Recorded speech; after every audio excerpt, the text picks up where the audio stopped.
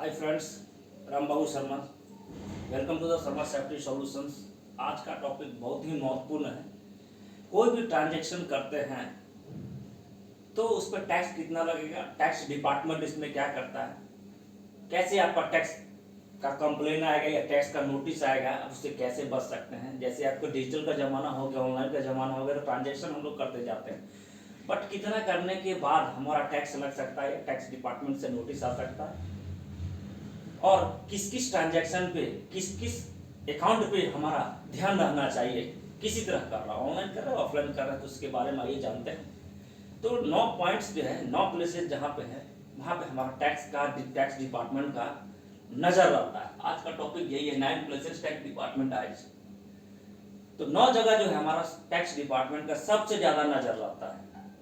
आप सोचते हैं कि टैक्स डिपार्टमेंट हमको तो नहीं करता, 2.5 लाख के बाद आपका टैक्स देना पड़ता है, 2.5 लाख से ऊपर टैक्स स्लैब के अंदर, बट हमारे पास तुरंत नहीं आता है तो हम तो बचे हुए नहीं। ऐसा नहीं है, आपका करोड़ों लोग, अरबों करोड़ों लोग हैं, इसमें से जब उनके पास रिकॉर्ड जाएगा, ज़्यादा डाटा को वेरीफाई करते हैं और उसके बाद आपका सही टैक्स रिटर्न किए हुए हैं तो कंप्लेन नहीं आता, नोटिस नहीं आता, नहीं तो आता है जरूर। तो इस पहलू पर देखिए, जो ऑनलाइन गूगल पे, फोन पे, यूपीआई किसी चीज़ से कर रहे हैं उस पर भी ध्यान रखिए, या कैश डिपॉजिट कर रहे हैं या ट्रांजेक्शन किसी तरह, डिजिटल का ज़माना है तो उस पर खासकर ध्यान रखिए।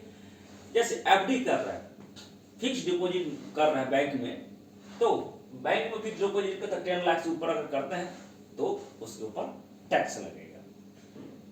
फिक्स डिपॉजिट करते हैं, क्रेडिट कार्ड का इस्तेमाल ज़्यादा होता है।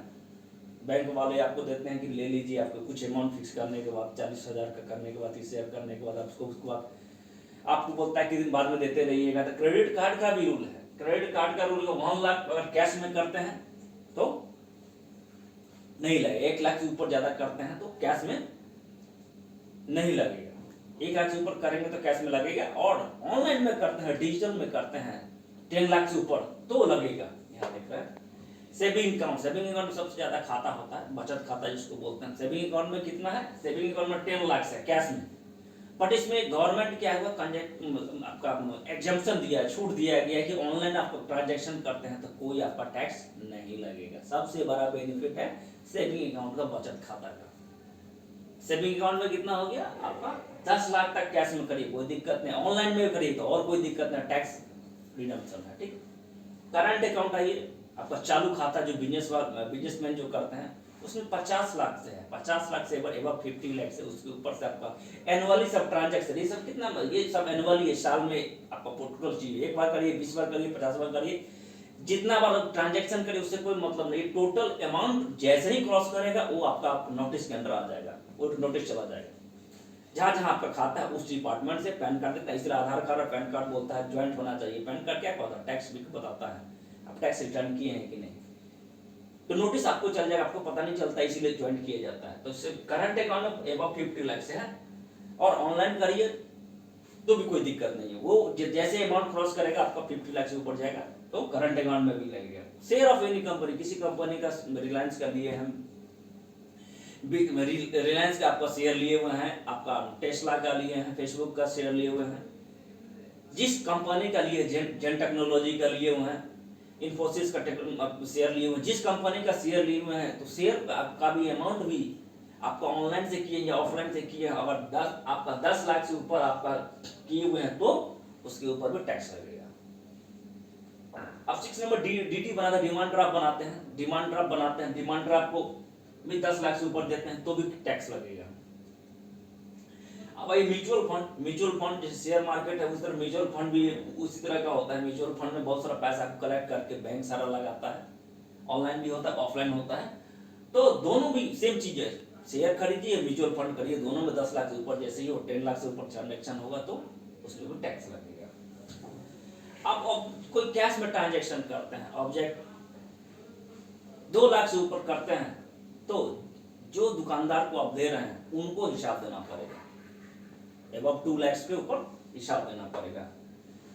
और इमूवेबल प्रॉपर्टी खरीदते हैं, जैसे इमूवेबल प्रॉपर्टी आपका लैंड हो गया, जमीन हो गया, कोई बिल्डिंग हो गया, कोई मशीनरी हो गया, मशीन संबंधित हो गया, उसको खरीदते हैं तो उस पर भी टैक्स लगता है एबव 30 लाख। और ऐसे कैसे नहीं लगेगा? लैंड वगैरह बिल्डिंग वगैरह पे क्या है ना कि जो रजिस्ट्री वैल्यू होता है, जो गवर्नमेंट का वैल्यू होता है, मार्केट वैल्यू तो बहुत ज़्यादा होता है, बट गवर्नमेंट का जो रजिस्ट्री वैल्यू वहाँ का जो है रिकॉर्ड वैल्यू है, म्युनिसिपैलिटी का जो एरिया आता है, अर्बन एरिया आता है, जो डेवलप्ड एरिया आता है, उसके हिसाब से आपको टैक्स लगेगा। आपका रियल वैल्यू जो है अलग बात है, बट वहां पे जो रजिस्टर्ड उसका रिकॉर्ड उसके हिसाब से टैक्स लगेगा। आप मान ली 50 लाख 50 लाख से 100 लाख है, 100 लाख से आप वहां पे मान ली 60 लाख के हिसाब से वहां दिखा, तो 60 लाख के हिसाब से ही टैक्स लगेगा, 100 लाख के हिसाब से नहीं लगेगा। या 1 करोड़ है तो 1 करोड़ के हिसाब से नहीं लगेगा, जो वहाँ रियल वैल्यू है रजिस्ट्री में, जहाँ जमीन रजिस्ट्री होता है उसके हिसाब से आपको लगेगा टैक्स। मार्केट वैल्यू बहुत ज़्यादा ही रहता है। तो ये टोटल 9 चीज़ भी आप देख सकते हैं। अगर फॉरेन वगैरह में ट्रैवल करते हैं, कहीं और करते हैं, तो उसमें भी टैक्स लगेगा, तो पैसा कहाँ से आ रहा। तो इस पे यूपीआई, गूगल पे, फोन पे ज़्यादा ट्रांजैक्शन करते हैं, कोई भी चीज़ करते हैं, इस खास को 9 चीज़ पे सबसे ज़्यादा ध्यान रखिए दोस्तों। और ये सारा चीज़ जो है आपका टैक्स डिपार्टमेंट वेबसाइट से लोड किया गया है, उससे जानकारी लेके आप लोगों को शेयर किया गया, सब समराइज करके। ये मेरा पर्सनल वो नहीं है, ये वहाँ पर साइट पर, गवर्नमेंट का साइट पे ये टोटल चीज़ है, इसके ब्रीफ करके हम लोग आपको बता रहा हूँ, शॉर्ट में बता रहा हूँ दोस्तों। इस वीडियो को लाइक शेयर कमेंट करते रहिए और उन लोगों को फॉरवर्ड कर दिए जो बहुत लोग फायदा उठाना चाहते हैं और उन लोगों को जानकारी नहीं है। और चैनल को पहली बार है, जरूर सब्सक्राइब करिए। Thank you very much.